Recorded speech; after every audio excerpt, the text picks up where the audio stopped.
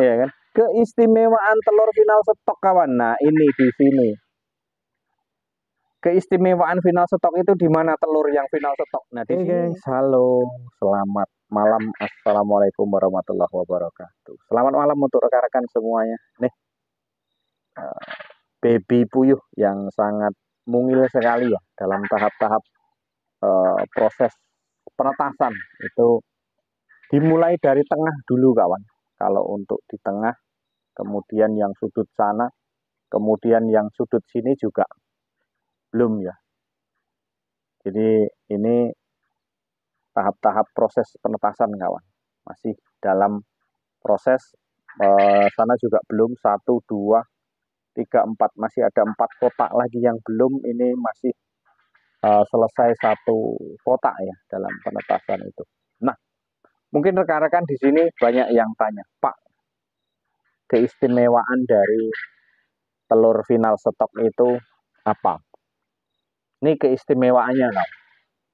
Keistimewaan dari telur final stok, lahirlah puyuh yang jenisnya kita blaster, karena perkawinan silang kemarin itu ya. Ini adalah hasil dari telur final stok. Keistimewaannya apa, Pak? Nah, telur final stok itu gini kawan.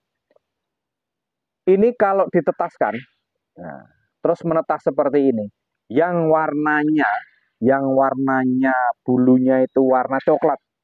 Ketika baru pecah telur seperti ini, itu langsung kita singkirkan. Kemudian yang hitam pun langsung kita bedakan. Karena apa? Dari sinilah keistimewaannya. Yang bulunya coklat kawan, nih, ini adalah betina. 99,9% ini adalah betina. Yang warna coklat. Tuh, yang warna coklat. Baru netes pun, baru pecah dari telur, keistimewaannya di situ. Ya kan? Keistimewaan telur final stok kawan. Nah, ini di sini. Keistimewaan final stok itu di mana telur yang final stok? Nah, di sini nih. Ini adalah telur final stoknya, hasilnya. Jadi kalau mau induknya, berarti telurnya PS, parent stok yang murni. Itu kalau saya metodenya pemurnian kawan. Metodenya pemurnian. Nah, ini nanti hasilnya seperti ini. Ini sudah final stok. Yang mana telur ini, wow, ini baru keluar betul kawan. Tuh. Yang mana telur ini, apabila ditetaskan seperti ini, dia akan langsung memberi kode jantan betina itu dari warna bulu. Seperti ini ya. Nih, ini seperti ini bisa langsung ketahuan jantan betinanya. Gitu. Tuh, bukan dari warna, bukan dari bulat telurnya kawan, enggak dari bulat telurnya, enggak. Kata orang kalau bulat itu betina, terus kemudian kalau tajam itu jantan. Oh, enggak. Kalau teori saya enggak seperti itu. Saya sering membuktikan kok. Ini pun kita buktikan ya, tapi kadang-kadang meleset juga. Banyak melesetnya juga. Kalau dari telur kita nggak bisa membedakan. Oke, kembali ke keistimewaan dari telur final stok itu tadi ya. Kalau final stok ya seperti ini hasilnya. Begitu netas itu langsung ketahuan jantan betinanya dari warna bulu. Nggak usah kita repot-repot menunggu hasilnya nanti ketika di 25 hari atau ya 25 hari ke atas. Itu nggak perlu kalau telur final stoknya. Tapi kalau telurnya masih standar, terus kemudian masih GPS, terus kemudian masih PS ya, parent stok. Parent stok itu tidak bisa dibedakan ketika baru netas seperti ini. Yang bisa dibedakan itu hanya telur yang sudah final stok. Final, terakhir itu sudah penentuan terakhir, sudah final stoknya gitu. Jadi kalau untuk indukannya, sekali lagi, itu namanya telur parent stok. Indukan dari ini. Indukan dari ini.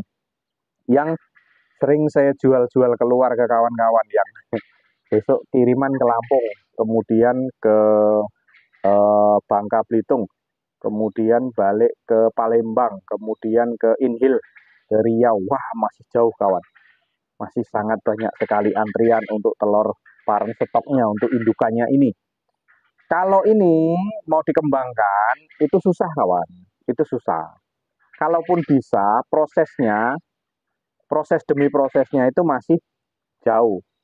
Ini dikawinkan misalkan yang betina hitam, yang jantannya coklat misalkan. Ya ketemu juga, ya netes juga gitu.